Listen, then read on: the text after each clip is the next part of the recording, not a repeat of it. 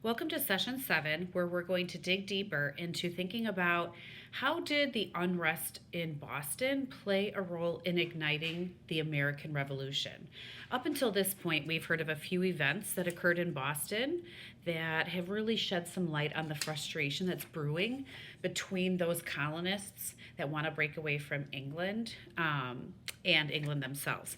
So the first event we heard about was when John Hancock's boat was seized by British officials for smuggling. It's a little hard to see. Let me bring this up a little bit. And then afterwards, a few years later though, there was the Boston Massacre, right? So there was a tax collector trying to collect the dues and instead was faced with some resistance, and 5 people were killed as a result. Today, what we're going to do is focus on the Boston Tea Party. And it's good to just look at these events from the specific lens of Boston, right, in Massachusetts on the East Coast. So kind of seeing that there have been a few things adding up to really brew some frustration. And going back to our main question today of how did all of this unrest in Boston really ignite the American Revolution? So in order to answer that question, we're going to dig deep today into the Boston Tea Party. So in your paper journal under session 7, you'll find a couple of pages. The first one is this phrase sheet that gives us some transition words to use when we're synthesizing sources. Today we're going to take a look, just like we did with the Boston Massacre, at multiple texts and even a video to try to understand this event more deeply, that is. We'll also take some time to write down what are the titles of each of these sources. Maybe just at the top of the headings right there. And now we'll have this whole collection of a think sheet to help us understand the Boston Tea Party better. What I'd like for you to do is to follow along with me. So you can go ahead and while watching me record the different main events on this think sheet, you can do the same. You can watch me write, pause the video, and jot it down as well, and then continue hitting play. Okay, so the first text we're going to use to understand the Tea Party, the Boston Tea Party better, is a text we've been using throughout this unit, Liberty, How the Revolutionary War Began. As we take a look at this text, we're going to read a few pages and not only understand the Tea Party better, but let's also listen for how Britain responds to the Boston Tea Party, right? If all of their tea is being ruined. Do they present a consequence to the colonists? So as we take a look here at the text, we see colonists, and I know that they're the American colonists because if I look at their skin color, they're white, but I notice these red markings put on them. I also take a look closer at these boxes, right? And we can probably make some inferences about what's inside there. Let's read this caption to better understand what this image is showing us. Admiral John Montagu, the commander of the British warship anchored in the harbor, in Boston Harbor that is, was spending the night in a house on the wharf when the quote-unquote Indians began marching back to town. He opened his window and called, "Well, boys, you've had a fine, pleasant evening, but mind you, you'll have to pay the fiddler yet." And quote-unquote Indian yelled back, "Come down, squire, and we'll settle up in 2 minutes." The admiral slammed his window shut. So the fact that they use quotations around the word Indians means they really weren't Indians. So this is telling us that these colonists dressed up as Indians and then dumped over the tea. So this section is called Rally Mohawks. And when I think of that title, that makes me think that Indians usually had Mohawks, so maybe there's a connection there. Let's read to find out. The whisper went around on December 16th, 1773. Boston Harbor, a teapot tonight. Everyone who heard the whisper looked out over the water. 3 British ships laden with 90,000 pounds of tea were riding peacefully at anchor. So they're just sitting in the harbor. After the Boston Massacre, Parliament had repealed or taken back the Townshend Acts, except for the tax on tea. Tea was the only British product that the Americans still refused to buy. That's that boycott we talked about earlier. Their boycott had helped drive the British East Indian Company, which imported the tea, to the verge of bankruptcy. So now this tea company is about to go under. So the British Prime Minister, Lord North, had granted the British East India Company a monopoly on the American tea trade. When it says a monopoly on that, that means that they were the only company that was allowed to sell tea to America, trying to help them get more revenue or money. If Americans had no other choice, he thought, they would give up and buy British tea. Americans were outraged. If Britain could grant a monopoly on tea, she could grant monopolies on everything the colonies needed.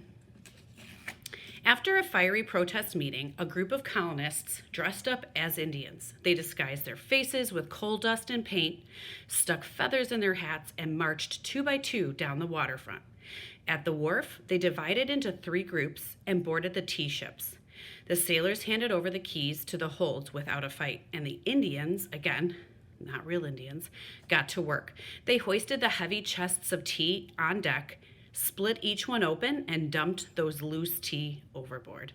Then they slipped away. When the sun rose the next morning, piles of tea could be seen floating on the tide. This incident became known as the Boston Tea Party. And there was a song all about it sung throughout the colonies. Rally Mohawks, bring out your axes, and tell King George we'll pay no taxes on his foreign tea. So right now, the synopsis or the summary of this page is that we learned that some colonists dressed up as Indians and dumped the tea into the harbor in revolt of saying that they don't want to pay for that tax. So if I was to, on my think sheet, just like you can follow along and do with me, source A is the book Liberty. So I'm going to jot that down there. So we have the text title Liberty, and what did we learn from that?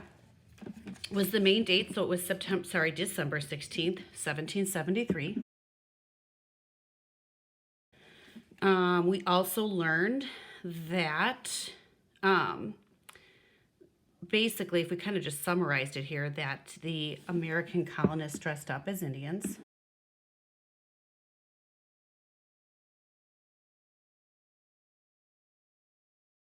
They boarded the tea ships and got to work putting the tea into the harbor.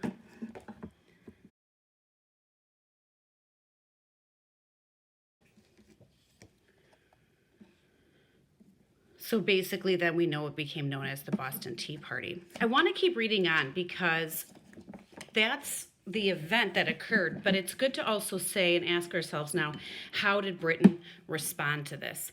That's where this next section of the book comes in, called Blows Must Decide. Blows must decide, King George shouted. He was furious when he heard about the Boston Tea Party. In his royal opinion, Britain should respond with powerful blows of brute force. Parliament passed new laws designed to govern the colonies more strictly than ever. These laws were so harsh that the colonists bitterly called them the Intolerable Acts. So as a reader, I'm wondering, what are these Intolerable Acts? Like what new taxes did Britain impose on the colonists as a consequence for the Boston Tea Party? And to punish Boston further, British warships arrived on June 1st, 1774 to close the harbor.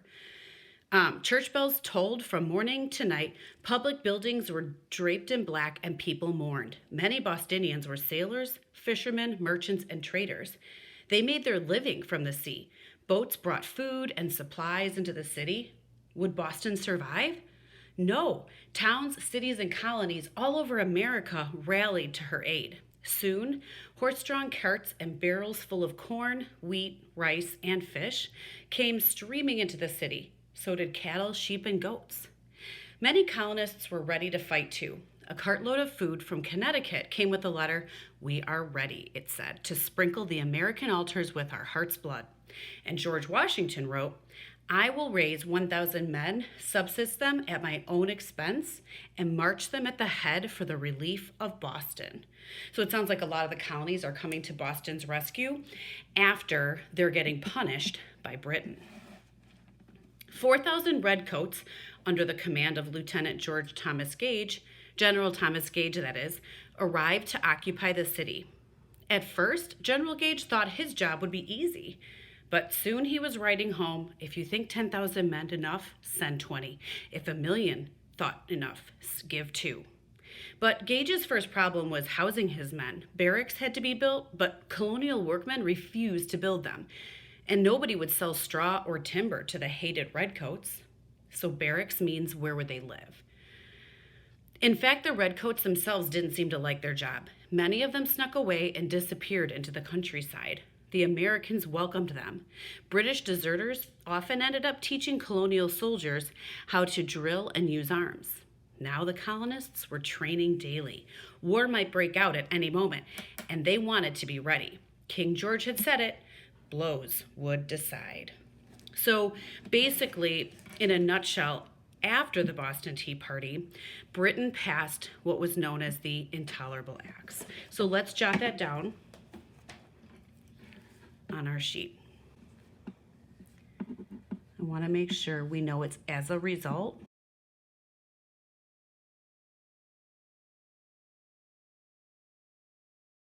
Not only did they pass the Intolerable Acts, they shut down Boston Harbor.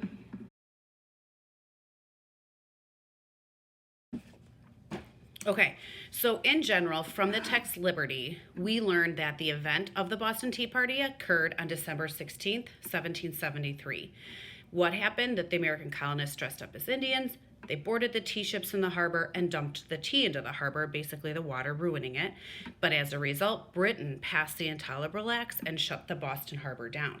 What we don't know yet is, what do the Intolerable Acts mean? And that's why it's always good to read multiple sources.